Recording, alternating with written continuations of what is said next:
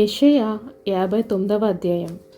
రక్షింపనేరక ఉండినట్లు యెహోవా హస్తము కురచు కాలేదు, విననేరక ఉండినట్లు ఆయన చెవులు మందము కాలేదు. మీ దోషములు మీకును మీ దేవునికి అడ్డముగా వచ్చెను, మీ పాపములు ఆయన ముఖమును మీకు మరుగుపరచెను గనుక ఆయన ఆలకింపకయున్నాడు.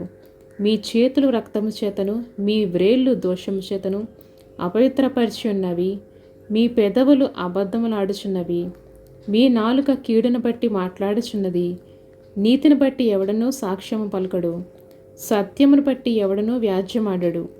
అందరూ వ్యర్థమైన దాన్ని నమ్ముకొని మోసపు మాటలు పలుకుదురు. చెడుగును గర్భము ధరించి పాపమును కందురు. వారు మిడునాకులు గుడ్లను పొదుగుదురు, సాలెపురుగు వల వేయుదురు, ఆ గుడ్లు తినువాడు చచ్చును. వాటిలో ఒక దానిని ఎవడైనా తొక్కిన ఎడల విషసర్పము పుట్టెను. వారి పట్టు బట్ట నేయుటకు పనికిరాదు, వారి వేసుని ధరించుకున్నట్టుకు ఎవనికి ఉపయోగింపదు. వారి క్రియలు పాపక్రియలే, వారి బలత్కారము చేయువారే.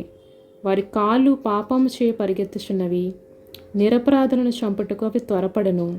వారి తలంపులు పాపహేతుకైన తలంపులు, పాడును నాశనమును వారి త్రోవలో ఉన్నవి.